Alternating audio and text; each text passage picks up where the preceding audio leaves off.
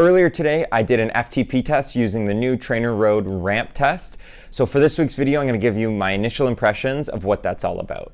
The Ramp Test is a new FTP test from TrainerRoad that's meant as a substitute for either the 8-minute test, the 20-minute test, or the very grueling 60-minute test. The way that it works is that you start off with 5 minutes at about 45% of whatever you have set as your current FTP. Then every minute it steps up by about 6%. So for me, it started off at 151 watts and it stepped up about 20 watts every minute. This test doesn't have a specific timeline, you go until failure. And to get your FTP, it takes 75% of your best 1 minute power. From what I understand, there's a couple reasons why TrainerRoad wanted to come up with a new way to test for your FTP. First is that people just aren't very good at pacing. Whether it was the 8-minute test, the 20-minute test, or the 60-minute test, people weren't very good at pacing their efforts throughout the duration, so then the data that you get isn't very accurate. Then also, people just weren't doing them.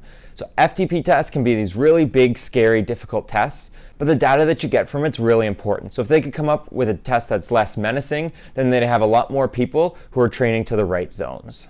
So how'd my test go? Prior to taking an off-season break at the end of September, my FTP was 330 watts. And after doing the ramp test, it pegged my FTP at 303 watts, which is right where I'd expect it to be after 8 weeks off. My initial impressions of this test are 2 big thumbs up. I found that the ramp test was far less daunting than any of the traditional FTP tests. Now that certainly doesn't mean it's easy. It gets really challenging, especially right when you get towards that failure threshold. But I didn't find that I had to really psych myself up mentally prior to doing the test like I typically do for a 20-minute or an 8-minute FTP test. What that means is that I'm more likely to do this test more often. Also, I would say that this test is overall less physically demanding than the 8 or 20-minute FTP test that I've done in the past. When I've prepared for an FTP test in the past, I've always really wanted to make sure that I'm really well rested because I know that it's going to be a big effort. And not that you'd want to go into this test fatigued, but it's something that I'd be less concerned about because it really is only a couple minutes that you're really working hard. These are just initial impressions. Time will tell if the current number that it's given me is accurate, and when I continue to do this test, if it continues to give me accurate numbers.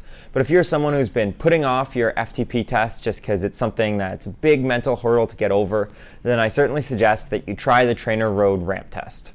So thanks a lot for checking out this week's video. If you like what you see, you can click the subscribe button down below. And until next time, happy training. Oh, this you crazy mother.